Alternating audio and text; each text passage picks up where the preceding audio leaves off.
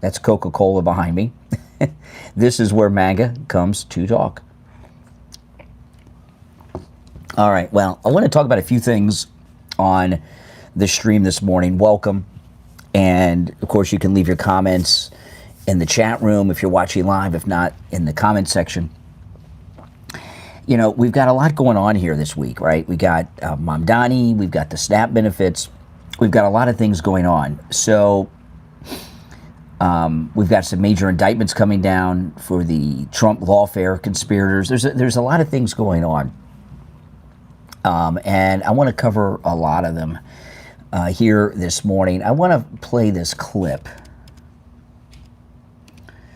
This is Curtis Sliwa, okay, who's trying to act as if he is not at all responsible for Mamdani's victory. I'm going to tell you why he's a big part of Mamdani's victory and what happened, because it's very important to understand why this lunatic communist Mamdani was elected mayor of New York. Okay, here's Curtis Sliwa on Fox this weekend. Curtis, you went through a lot in this campaign. You said you were bribed to get out of the race. You were told to step aside, let Andrew... By the way, if he was being bribed, that's bribe means you took the money. I think they mean there was an attempted bribe.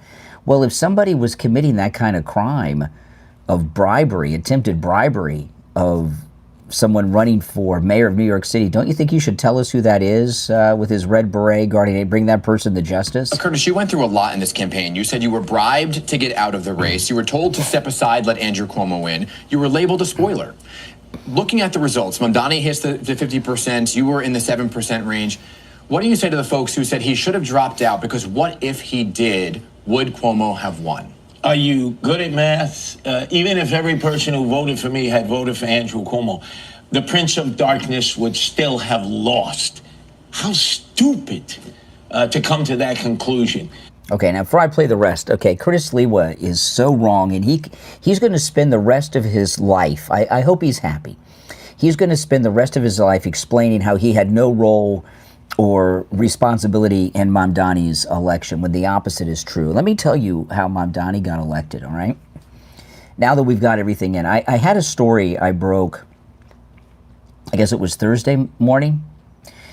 Only 14% of registered voters voted in New York City. Only 14% of registered voters in New York City voted for Zohran Mamdani, all right? And this is how he won. Everyone's talking about what happened. This is no mandate. What happened was this. This idiot, traitor to New York City, Curtis Sliwa, would not drop out of the race. Mayor Adams dropped out. He's the city mayor. He wouldn't drop out of the race. That was part of it. And the media operation. So between Curtis Sliwa and the media operation, they both, the fake news mainstream media operation, between them and Curtis Sliwa, Mamdani won. And what happened was simple. They convinced people that it was hopeless, that he was going to win no matter what happened, right? So this was actually a media victory. The media gave New York City Mamdani. Continuously tell, how many people did you hear say, some of you may have called me and said it yourself, oh, Mamdani's going to win. It's hopeless. There's nobody going to... You factor in the media propagandizing and Curtis Sliwa, that's why Mamdani won. If Curtis Sliwa would have dropped out and formed an alliance with Mayor Adams and Governor Cuomo and really did we can win this, we will win this, we are going to win this, things would be very different today. So no, Curtis Sliwa, spend the rest of your life telling people this. You were told to step aside, let Andrew Cuomo win. You were labeled a spoiler. Looking at the results, Mamdani hits the 50%. You were in the 7%. See, a lot of people didn't bother to vote because they figured, what's the point? He's going to win anyway. Range. What do you say to the folks who said he should have dropped out because what if he did, would Cuomo have won? Are you good at math? Even if every person who voted for me had voted for Andrew Cuomo, the Prince of Darkness would still have lost. How stupid to come to that conclusion.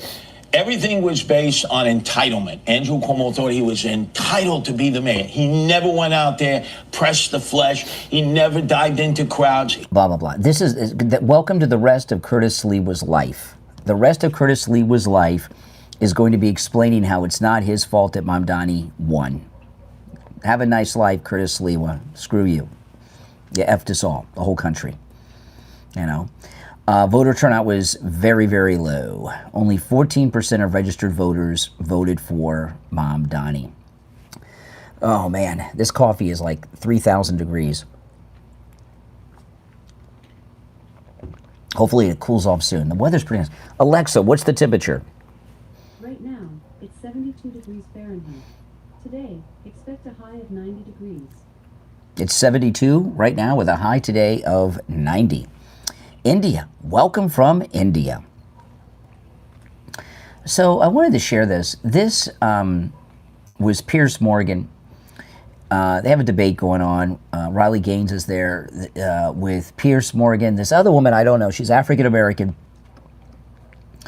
And she's trying to explain to Piers Morgan and Riley Gaines how she, being a black woman, she cannot be racist. Listen to this. Piers, now you can black respond. Women cannot be racist to white women. Are you kidding me? Sorry? That makes no sense. Sorry?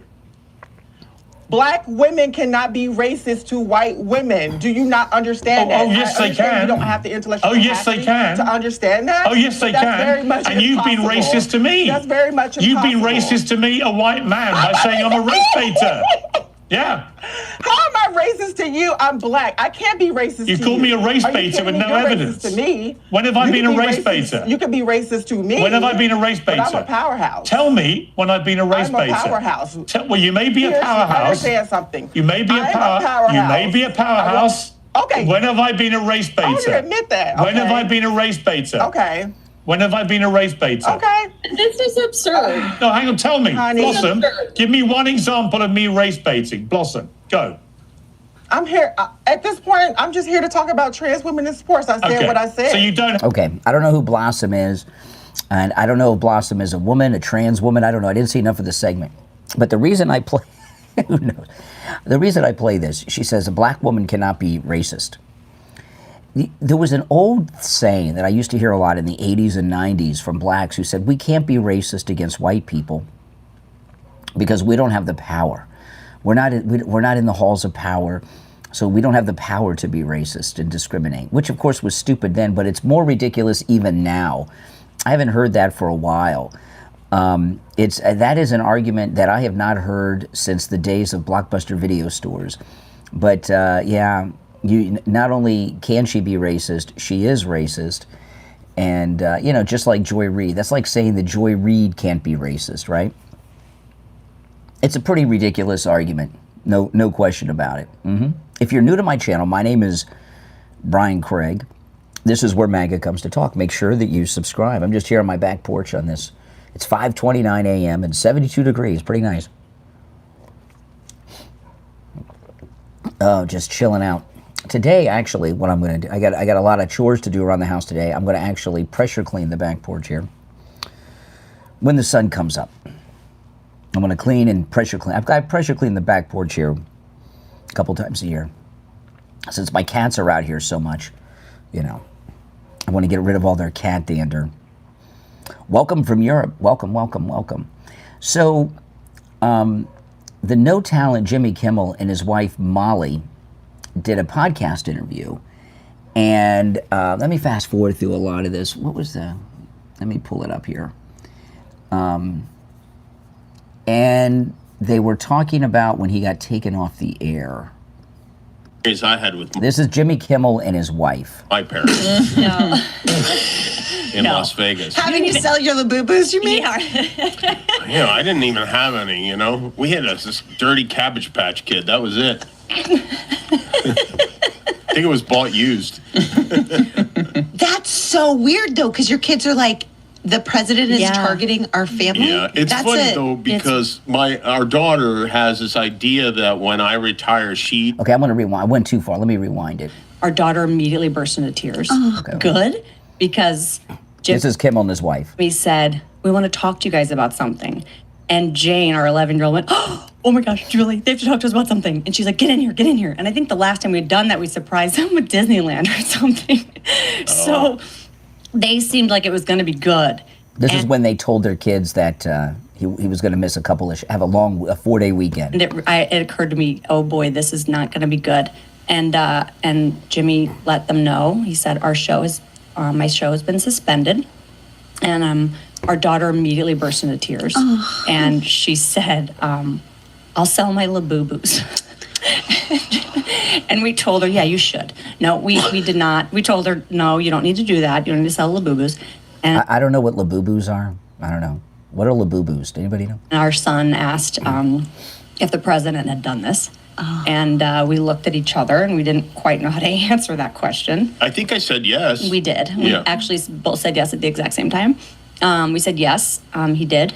And it's weird, because you don't want your kids to... It's certainly not... So they lied to their kids. Okay. These great parents. President Trump did not take Jimmy Kimmel off the air.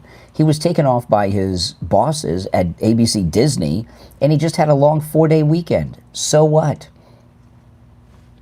How did President Trump take him off the air and put him back on? What was the process? I missed that.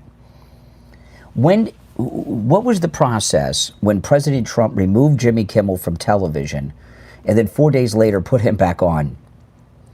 Right? I guess that happened during that great party switch bullshit that they're always talking about and promoting. And it's an interesting thing about Jimmy Kimmel, because there's a real question here with Jimmy Kimmel and his wife, Molly. Are they lying, or have they convinced themselves that Trump took him off the air and then put him back on? What was the process of him taking him off the air? And when did he go through a process to put him back on the air in this 4 to 5 day period? Right? It didn't happen. And I'm thinking that Jimmy Kimmel and his wife actually believe that. I really do. As opposed to dealing with the fact that he's a failure with no talent and his ratings were low and the show's budget is out of control, like Stephen Colbert, and these late night shows are just they're not powerhouses anymore like they used to be.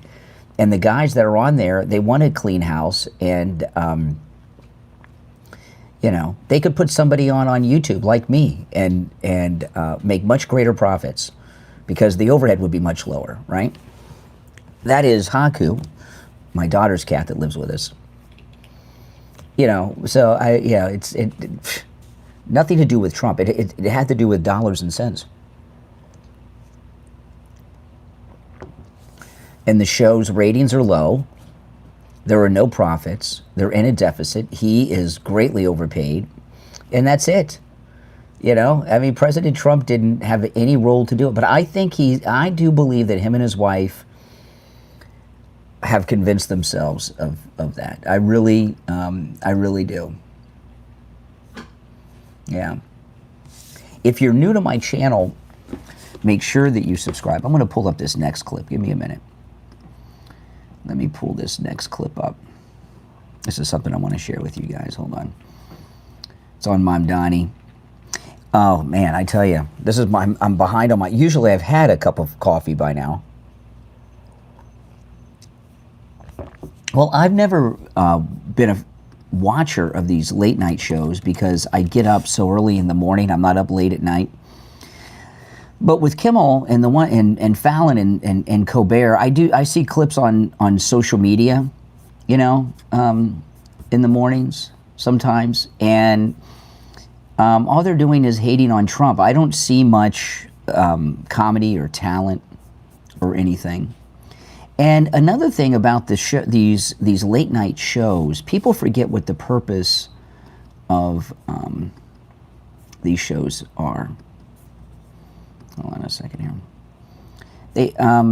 They forget what the purpose of these shows are, okay? The purpose of these late night shows, these talk shows, is to really be advertising platforms for their movies and television shows, right? Like ABC is Disney, and they have a whole bunch of things under that umbrella, right? Lucasfilm, Marvel, Disney, ABC. So the purpose of his show, of Jimmy Kimmel's show, is really to promote ABC's television shows, Disney's movies, the Marvel movies and such. And they don't need these late night television shows to do that anymore. They would do better. You know, Hollywood. I've talked about this a little bit, and some of you may know about this, but a lot of people don't. Hollywood is no longer a movie or television town.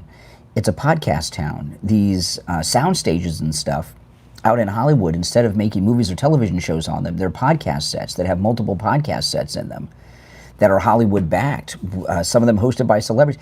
So Hollywood doesn't want to spend millions and millions of dollars producing these irrelevant shows anymore to promote. They can just put people on podcast and have them interviewed on podcast for next to nothing and have a greater exposure. And Disney, you know, Disney that owns ABC is very smart. I'll give you an example of Disney. As you know, they've gone liberal and woke and all that stuff. But when it comes to marketing, okay, two things. When Epcot Center opened, you know, the one, for those that don't know, that's the theme park in Orlando with the big golf ball in it. That opened up in 1982.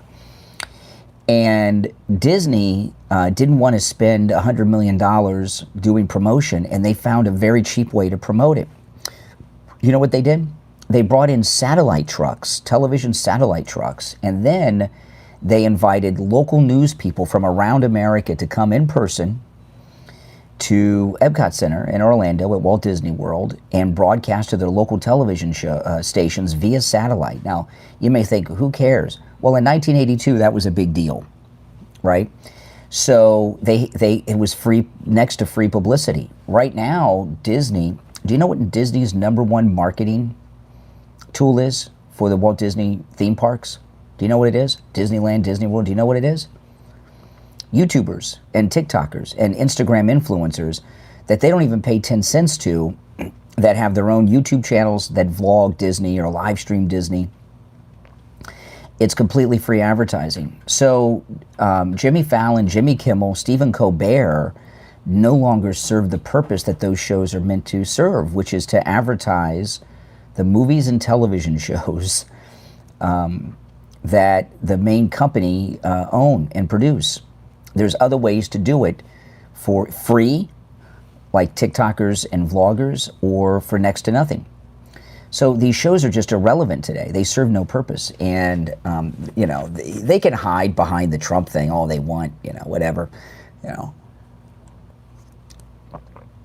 Trying to make themselves martyrs so that they can, you know, be heroes of the right, of the left, and get, you know, like, look at Stephen Colbert. He got 2 big deals, Stephen Colbert. Stephen Colbert made a Netflix deal, and he's going to be the voice of the computer in the new Star Trek television show that Paramount is producing called Starfleet Academy. This has been an economic boom for Stephen Colbert. He's going to make more money than ever because of this. And Jimmy, but he was first. Jimmy Kimmel and Jimmy Fallon. Well, they might have missed the boat on that. Mm-hmm.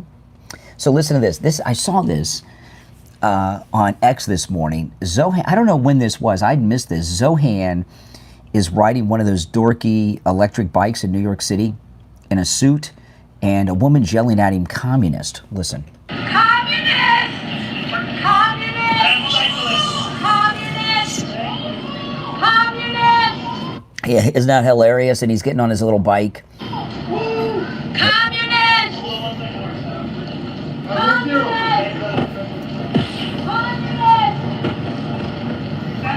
Socialist. You should know the difference. Okay, so do you hear one of his supporters in the background said, actually, it's socialist, you should know the difference? Actually, it's socialist. You should know the difference. Okay, like that's okay. Like it's okay to have a socialist as mayor of New York. What is a socialist? What is a communist? Which one is Mamdani? And how did the two differ? Well, he has said on multiple occasions that he wants to seize the means of production. That's not socialism, that's communism. That's revolutionary communism. So he is a communist. I tell you, these people on the left, what, they don't, oh, social, oh, okay. Like that's okay, these people. Oh my goodness. Now, speaking of late night, did you see this interview that Greg Gutfeld. I like Greg Gutfeld. I don't have much criticism for Greg Gutfeld. Just one thing I wish that he would not do, and that's read what he's, he has his script written on the 5. Sometimes you can see it on paper. I wish they wouldn't read on the 5. I don't write anything out. I talk off the top of my head, of what I'm going to cover. And I don't like that pre-writing monologues and such. But other than, he's great though. I love Greg Gutfeld, or at least don't make it so obvious that you're reading. But he did this great interview on the New York Times podcast, and he just kicked this guy's butt. Listen to this. So this is Greg Gutfeld. He's on the New York Times podcast, and he just humiliates this guy. Listen. They write letters, but they're so polite. Though the ones I get, I'm telling you, man, the ones I get, it's like, Greg, we always respect your opinions, but I must ask you, please refrain from using the Lord's name in vain. And then they will try to, Penn Jillette said to me, he's an atheist. He's like, someone who works at Planned Parenthood might have a different opinion about how polite the religious. Well, they are killing children, but... so that's part of the game. In your face. Did you guys catch that? Because he was laughing. I don't know if you could quite hear what Gutfeld said. Let me play it again, and then I'll tell you what he said. They're talking about letter writing, hate letters and such. Your opinions, but I must ask you, please. I'll tell you what he said after if you missed it, but I'll play it again so you can pick it up. Refrain from using the Lord's name in vain. And then they will try to, Penn Jillette said to me, he's an atheist. He's like, someone who works at Planned Parenthood might have a different opinion about how polite the religious. Well, they are killing children, so that's part of the game. In your face. Yeah, don't go toe to toe with a comic, right? With a stand-up comic. So he was talking about. He says, Greg Gutfeld was talking about how polite the critical letters he gets are. People asking him, please, I'm a big fan. I like it. Please don't take the Lord's name in vain. And the New York Times guy says, well, the people at Planned Parenthood might have a different take on their letters, and Gutfeld says, well, they're killing babies. That's part of the game. And then he says, in your face, pretty good. Yeah, I don't mind disagreement, but no spamming, please. No spamming. If you don't mind, you're welcome to disagree in the chat, but please don't spam. I thought that was great. See, that's a talented comedian with a great comeback. Unlike Jimmy Kimmel, who just says, poor me, Trump's after me, poor me, I'm a victim. And Greg Gutfeld has talent. And he's got a natural talent, but he's also got skills that he's learned over the years. Welcome. If you're new to my channel, my name is Brian. This is where MAGA comes to talk. Make sure that you subscribe. It's an early Sunday morning. I got a lot of things going. I've got laundry going in the garage, and then, like I said, I'm going to clean and pressure. I'm going to pressure clean my back porch later today when the sun comes out, and it's a little hotter, so it'll evaporate quickly. Boy, oh boy, I got to get the pressure cleaner out, which the cats will love. It's snowing. Oh, this is Florida. I'll be wearing a swimsuit when I'm out here pressure cleaning. Oh yeah, the weather's perfect. Yeah, this porch is, it's a pretty long porch, screened in, and we love it, especially during the winter months here in Florida. It's the best time. So, Zohran Mamdani, he went to Puerto Rico with Letitia James for this Democrat retreat, and he went to a mosque. And did you see this? He goes to this mosque, and the crowd yells out, Allah Akbar.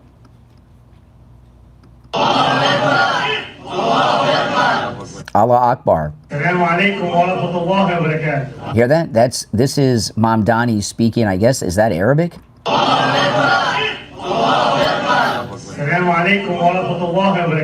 What, I thought liberals believed in this fictitious separation of church and state. Does that apply to mosques too, or just Christianity from the public square?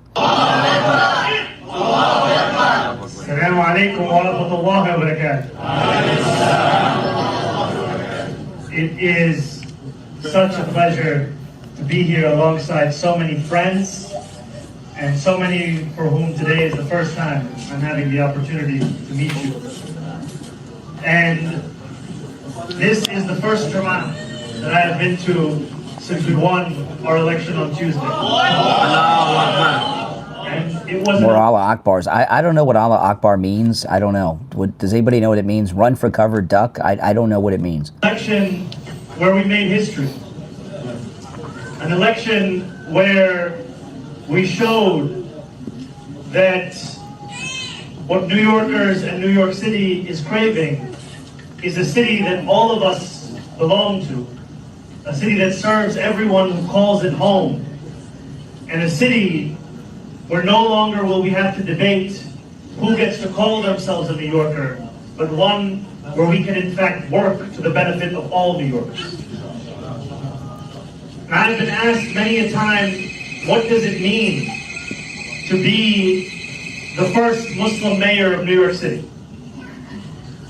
And I have shared this with many who have prayed alongside us today, but I have never said this as the mayor-elect.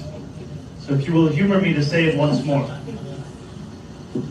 As a young child learning about Islam, my dada, my grandfather Yusuf, my dadi, my grandmother Kulsum would teach me of what it meant to be a good Muslim. And they would tell me it meant to be a good person, to help those in need and to harm no one. And my dadi would teach me the words of the Prophet sallallahu alaihi wasallam. See, again, I thought liberals believed in the separation of church and state. I mean, this is like the third time just in this that he's invoked religion with his politics. I thought liberals and I thought Democrats thought that was against the Constitution. And I think of those words especially today because today it's almost a day of service, a day where we give back. And the words of, if there is food for one, then there is food for two. And if there is food for two, then there is food for four. It reminds us that it is a choice to deprive some of food. It is a choice that we can change to ensure that all are fed. Because we remember that which has been shared with us as we have grown up, many of us in New York City. If you are not at the table, you may find yourself on the menu. If you're not at the table, you may find yourself on the menu? What does that mean? You're going to be eaten? What does that mean? If you're not at the table, you might find yourself on the menu? What the hell does that mean? Can somebody explain that to me?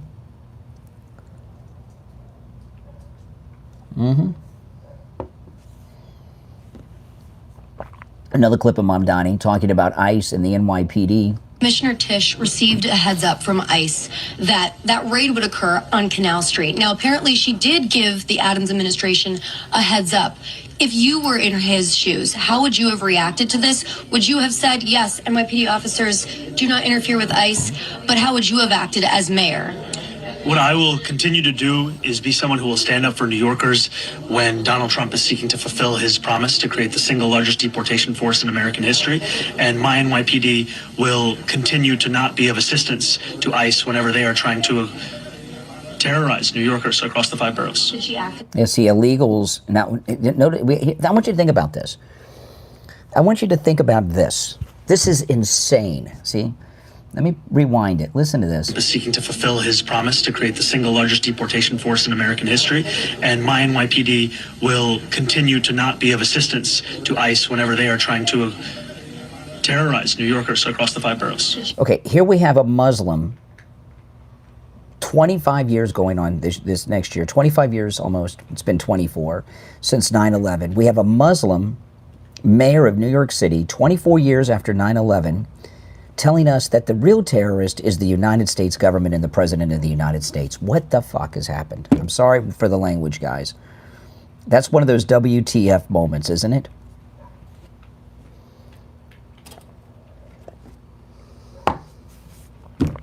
It sure is. It sure is. Wow. Wow. That's crazy. That's crazy right there. That's completely freaking insane. Yeah. And I don't know how much play that's going to get in the media. I might play that on my next podcast. I might play it on the radio tomorrow. Because I think that's some pretty... You've never heard me cut? Well, that's a pretty bad thing. Sometimes you have to inject a little profanity when it's appropriate, like the president, for emphasis. That's pretty bad, isn't it? Yeah. We have the next mayor of New York City is a Muslim mayor, 24 years after 9/11, is saying that those who are the terrorists against New Yorkers is the sitting president of the United States of America. What the F? That's a WTF moment. If I've, and I talk about this a lot. If I would have gone on the air on September 12th and said, in 2025, and then said these things were going to happen, people would have thought I was nuts. They would have run me off the air and said, you have no credibility. New York would never do this. I'm not fully blaming New York. As I was talking earlier in the stream, I think that the media did such a good job of depressing the turnout. Only 14% of registered voters voted for Mamdani. So they did such a good job of telling people it was hopeless, that he was going to win. Between that and Curtis Sliwa, it depressed the vote turnout. Yeah, only 1 million. It's a big city. You should always vote. I've never missed a vote since I've been old enough. That's crazy. The terrorist is the president of the United States, according to Mamdani, terrorizing New Yorkers. Well, we'll see what the police do in New York City, because, how many of the police will take these offers to move to Florida? Right? Florida is offering to hire police officers from New York. They can, in Chicago too. They can bring they get to transfer their pensions and everything. So we'll see how many do that. A lot of the senior NYPD became police officers because of 9/11.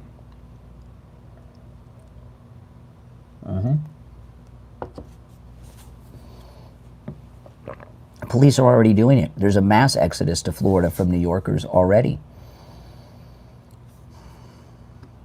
That is, out of everything Mamdani has said, that is the scariest. I'll definitely play that on my next podcast and on the radio tomorrow, and take calls. If I do a podcast this afternoon, I will play that and take your calls on it. Welcome. If you're new to my channel, my name is Brian Craig, and this is where MAGA comes to talk. Make sure you subscribe if you are new to me, all right?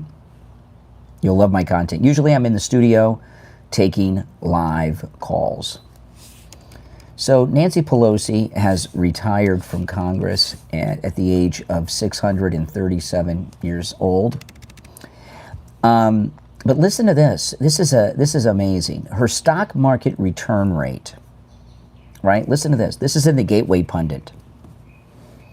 Nancy Pelosi is finally, I'm going to read this article, is retiring during Pelosi's, this is in today's Gateway Pundit. I posted this on my X, Brian Craig Show on X.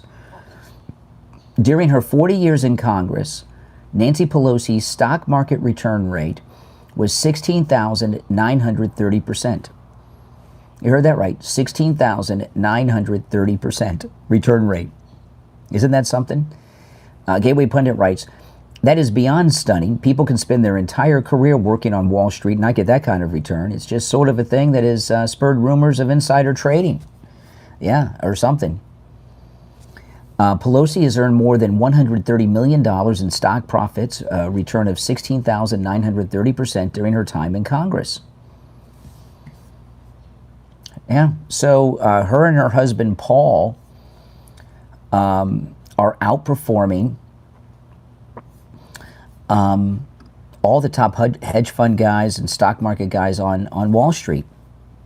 She's a great investor, yeah. Boy, she should write her and Schumer should get together. Paul Pelosi, Nancy Pelosi, and Chuck Schumer should get together and write a book on how to make money in the stock market, because they know how to make nothing but profits, never losses.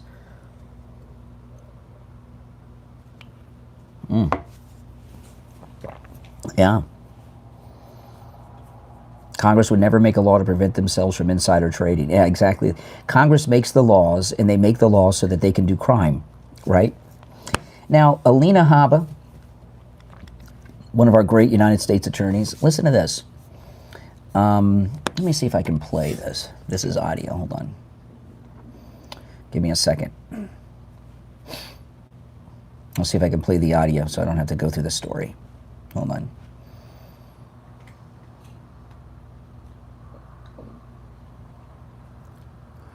Oh, it's going to play an ad first. Hold on, let's see. Okay, good. Yeah, it's Alina Habba. Okay, talking. Listen. Trump and Attorney General under President Trump and Attorney General Pam Bondi's leadership. This is Alina Habba. Ah, gosh darn it, I hit the wrong button. Gosh darn it. Okay, I got to go through that commercial again. Hold on.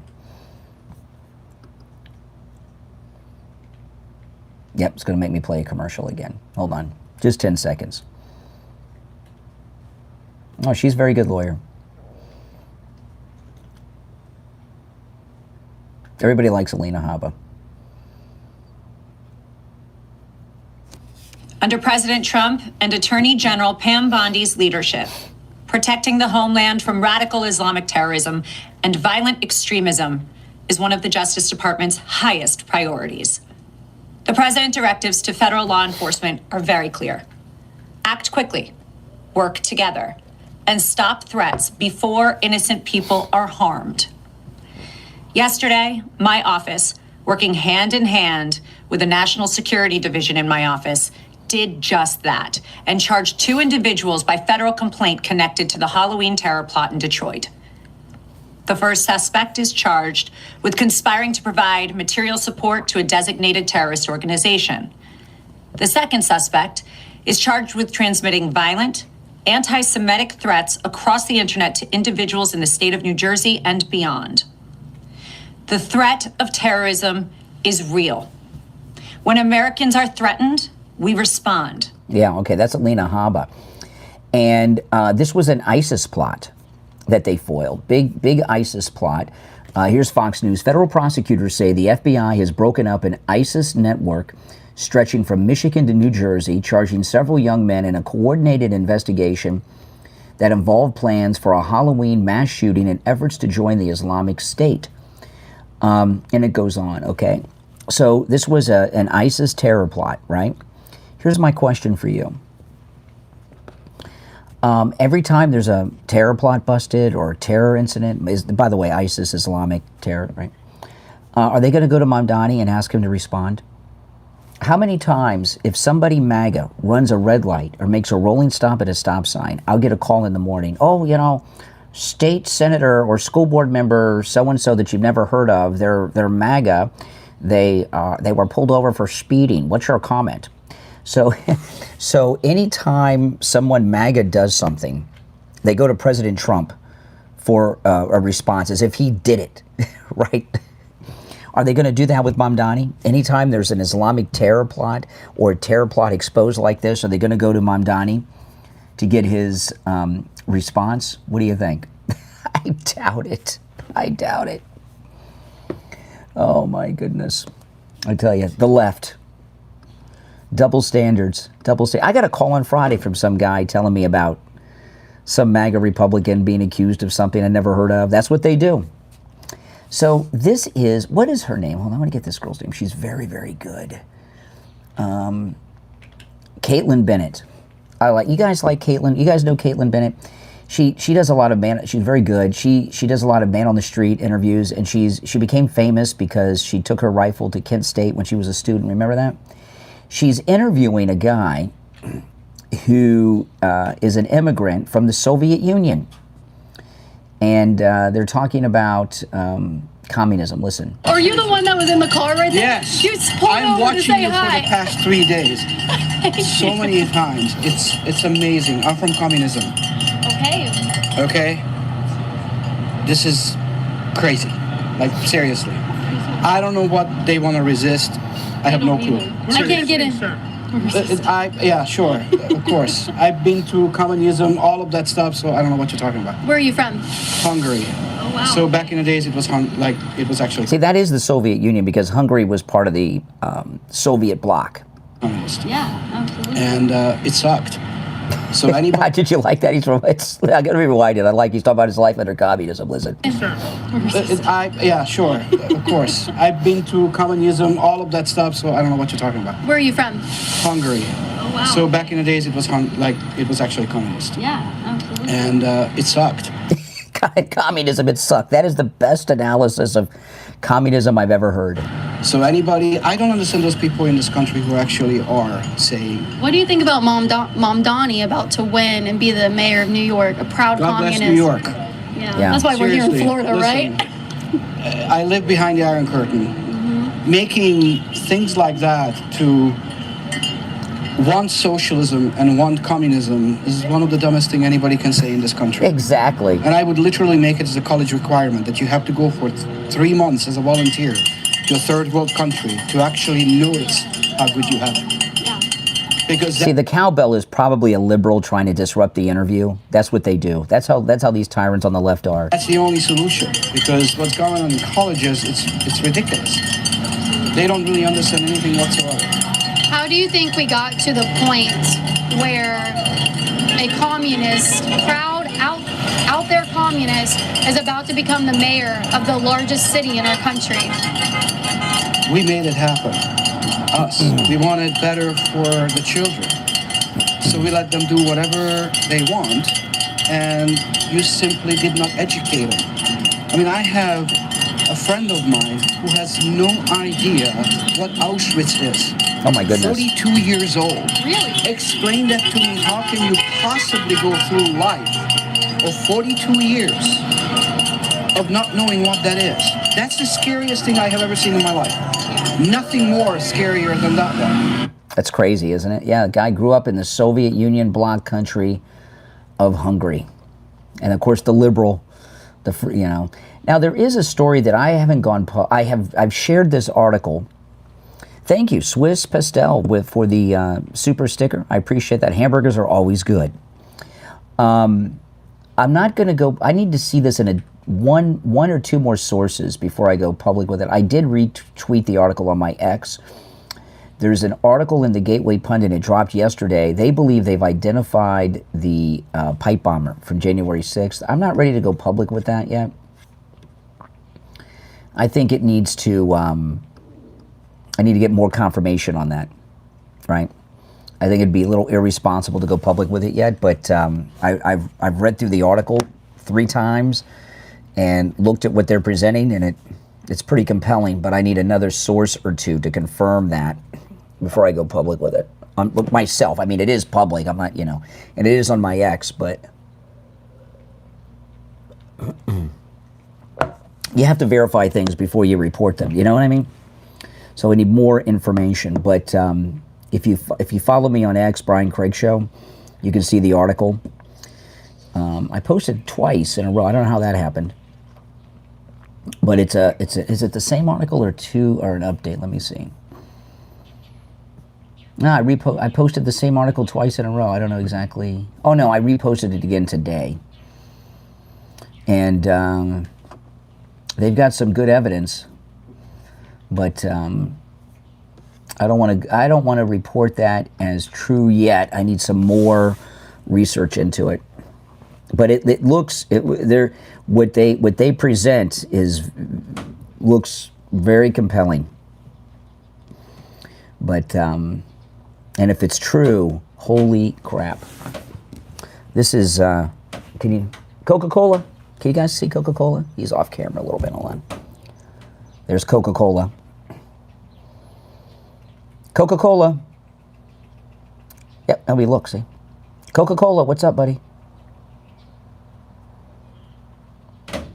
Oh, he had his paw stuck. Okay, he got him. Hey, Coca-Cola. Yeah, my cats are having a great time. Pepsi, Coca-Cola, Sagua, and Luna. He is a baby. That cat is a baby. Oh my goodness. Oh boy, the two kittens, they've only just recently gotten comfortable coming on the back porch.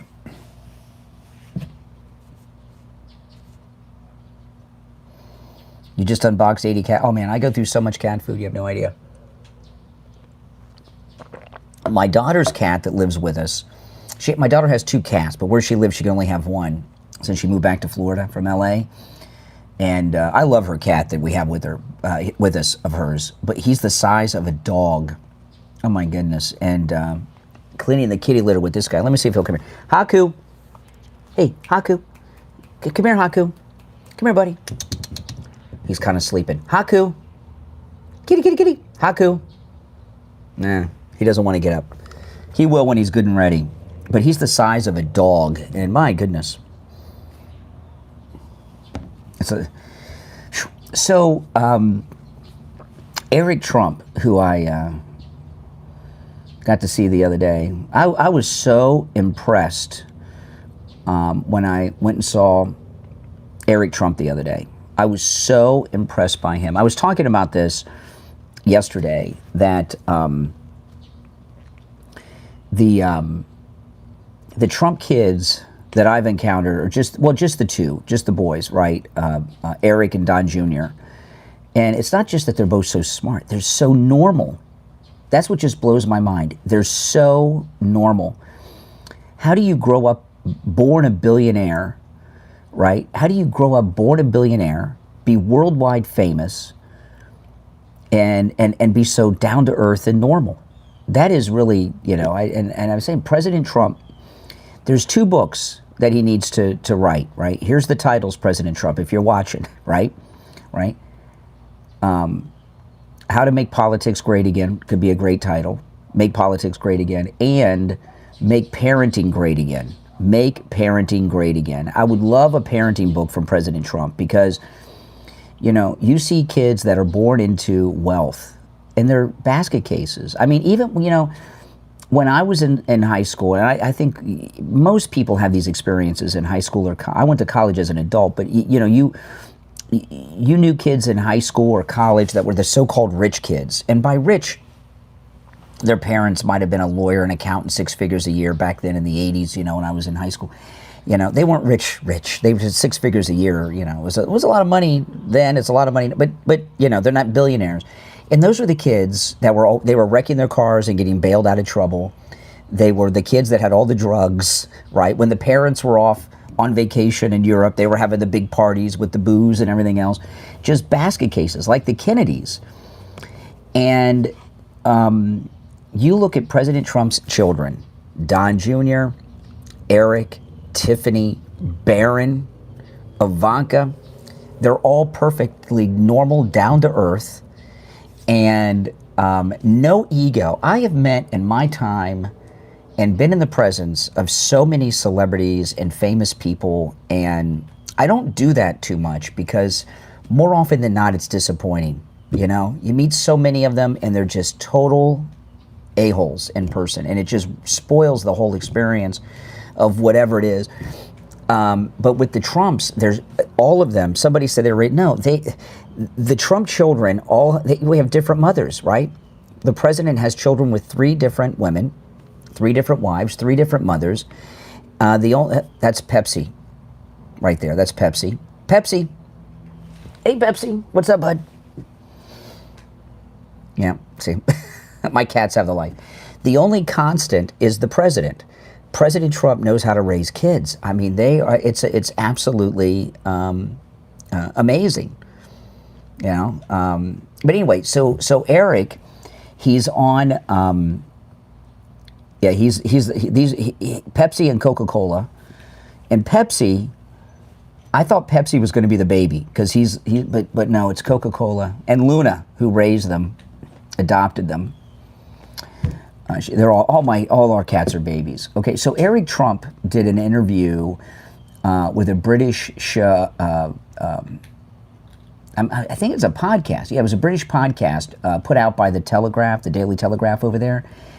And, you know, these liberals in England, when they have a proper British accent, they think that their liberal crap sounds a little more intelligent because they have a proper British accent, but they sound just as stupid. And this British liberal podcaster threw out some BS, and Eric Trump just filleted him. Listen. You know, I take that point. My point is that some of the siege that you faced. Okay, because the book, you know, he's there promoting his book Under Siege, and he's talking about all the harassment that the Trump family went through, right, is what he's talking about. So the British podcaster thinks this is just regular politicking. Listen. You know, I take that point. My point is that some of the siege that you faced, and I understand why it was very personal and distressing, can you accept that some of it was just people legitimately disagreeing with your father's policies and using every lever available, as people generally do in politics, in order to push back? No, hold on one second. I mean, there are politics, and there is peaceful discourse, right, over the fact that two people might disagree on abortion. People might disagree on gun rights. People might disagree on the limitations of freedom of speech, right? People can have these disagreements on either side, and they can do so, and they can debate certain things, and, you know, whoever wins that debate, and the populace ultimately wins. That's different than raiding somebody's house. That's different than subpoenaing their children with the intent to literally try and bankrupt a company. That's different than calling every financial institution and telling them to debank a person.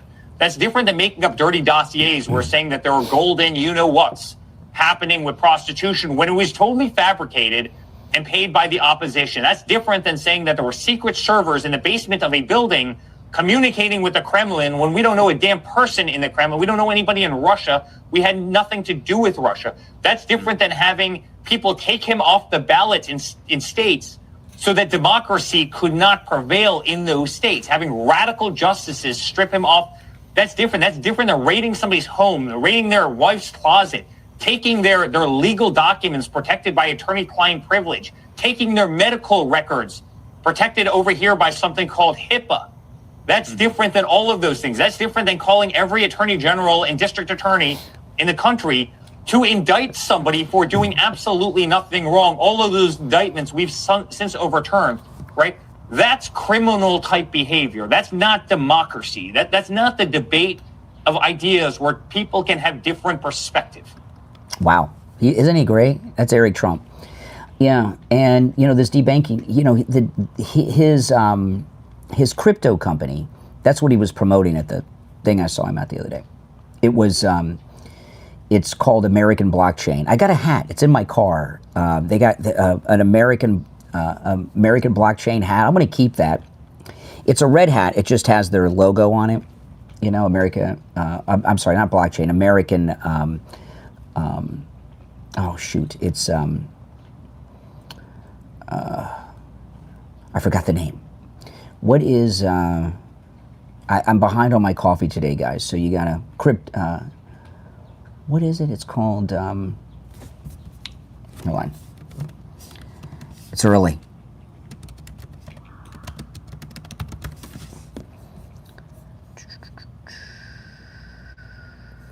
American Bitcoin. That's it. It's called American Bitcoin. It's early. American Bitcoin. So he founded American Bitcoin with two partners. All of them were debanked, like the Trumps were. They were debanked too. And there was another guy that I saw there at the crypto event who got into crypto because they were debanked. And then I understood when I listened to Eric, you know, talk about what got him involved in crypto. Someone said pyramid scheme. You know, there's a lot of sketchy people in the crypto world. There's no doubt about it, right? I saw these people promoting all kinds of strange things with crypto. But there's a lot of it that's not. And now I understand that we need an alternative to the establishment. You know, Laura Loomer, before you heard all this stuff about being debanked, she would tell me, you know, she couldn't take Uber or get DoorDash because and she got debanked, and then General Flynn got debanked, and then Mark Levin got debanked, you know, and the Trumps got debanked. He was president of the United States. Debank's like a new word. I never heard of debanked before they started doing this, right? President Trump had billions of dollars. The bank wouldn't take it. He was being debanked. And it happens to people that aren't famous, too. I saw a guy that was with one of the crypto companies. He was a well-known guy that I saw at this event last week. He got debanked. That's what got him into crypto. So I understand more having heard Eric talk about his partners, I understand the importance now of crypto. I didn't until I went, and it's this, this debanking that they were doing. People want to be able to, if you're debanked and there's no alternative, you're done in society. You have been completely canceled. There's nothing you can do. You can't function in society if you've been debanked unless there's an alternative, and the alternative is crypto freedom. That's right. And I'm just learning about crypto, and I do own some. I've got some Ethereum. I've got some Bitcoin. I have some of the Trump coin. That's it. Those are the only ones I have, and not a lot, but I got some. And now I understand the importance of it, which I didn't before. So I'm going to probably get more involved in crypto, but you got to be careful because there are a lot of shady characters out there with it. But I understand the importance of it now, right? And I also understand why the president's bringing it here because, Eric's company, American Bitcoin, they actually mine crypto. They're mining Bitcoin. And I didn't realize that. I thought mining was kind of done. I don't know too much about crypto. I'm just learning about it. But it's not. And, the thing about his company in particular, and I am going to buy stock in that company, they have a facility in Texas where they do the mining. It's 600 yards long, and it takes massive amounts of electricity to do it. I don't understand the whole process. I'm going to educate myself about it because now I understand. Somebody said it's freedom. It is absolutely right. It's freedom. Someone said crypto equals scam money. It can. But, I wouldn't put all my money in it. But you need to have it just in case. Let me tell you, we're riding high right now, okay? We've got the greatest president ever. We've got an incredible bench of great future MAGA presidents. J.D. Vance, Marco Rubio, Pete Hegseth, and many others. We've got a great, bench of great MAGA people in our Congress. We've got great governors, people up and coming throughout the country. But at some point, the Democrats are going to be back in power. That's just the way things work. And when the Democrats get back in power, if you think they were tyrants in the last 4 years, wait till they're back. And be prepared. And the reason I'm going to get more involved in crypto is because when they come after you to debank you, you still have to have a place to send your money and put your finances into so you can do business, right? And I mean, there are, in Florida where I'm at, because Florida is a great state. This is MAGA country. And there's so many crypto companies in Florida. You can buy real estate in Miami with Bitcoin. There's crypto banks in Miami where you can get a mortgage against your Bitcoin so that you can buy a home. There's all these things. You've got to be prepared because when these tyrants get back in power, what their whole purpose is going to be is to shut down political opposition. And they will stop at nothing to do it.